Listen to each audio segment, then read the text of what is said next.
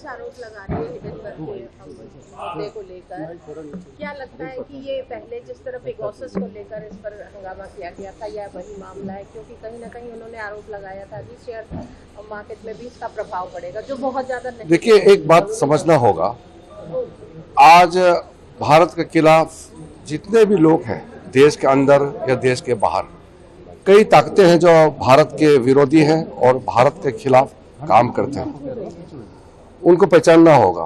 और जो जो भारत के खिलाफ, भारत के उभरते हुए अर्धशक्ति, इंडिया का जो इकोनॉमिक पावर को नुकसान पहुंचाने के लिए जो लोग खेल खेल रहे हैं, उसमें भारत के प्रमुख विपक्षी दल और साथ में कांग्रेस के साथ में कुछ लोग हैं।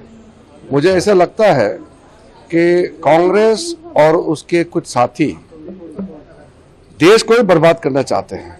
वो मोदी जी को तो नहीं गिरा पाया क्योंकि देश मोदी जी के साथ खड़ा है।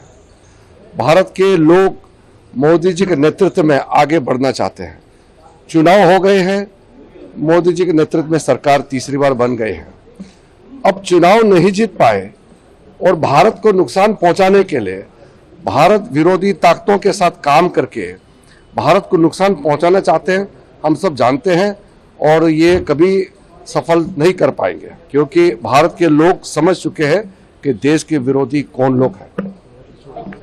सर, जो बंगाल में मर्डर सामने आया है, पीजी ट्रेनिंग डॉक्टर का, बंगाल में जो मर्डर सामने आया है, पीजी ट्रेनिंग, उस पे क्या कहेंगे आप?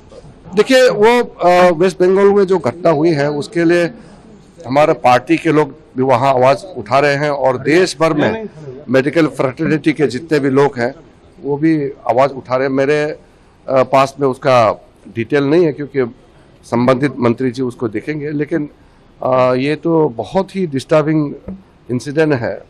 अगर मेडिकल में काम करने वाला का ही संरक्षण नहीं होगा, उनका सेफ्टी नहीं है, तो ये तो बहुत बड़ी चिंता की बात है। सर, ममता बनर्जी का कहना है कि केस सीबीआई को ट्रांसफर कर दिया जाएगा अगर सॉल्व नहीं होता कलकत्ता पुलिस। मेरे पास डिटेल इन्फॉर्मेशन नहीं है उसका। और अब लगातार नए खुलासे हो रहे हैं।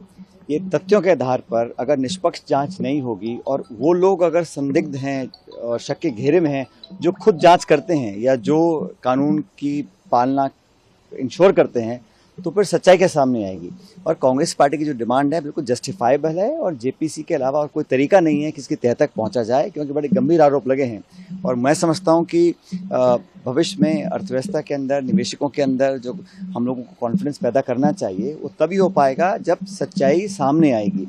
और उसका तरीका, सही तरीका ये होगा, एक जॉइंट पार्लियामेंट्री कमेटी बनेगी, तथ्यों पर अपना तहकीकात करेगी और सच्चाई सामने आएगी। मुझे लगता नहीं कि सरकार इसमें बैकफुट पे क्यों है। अगर हम जांच की मांग करते हैं तो उससे कतराना नहीं चाहिए सरकार को।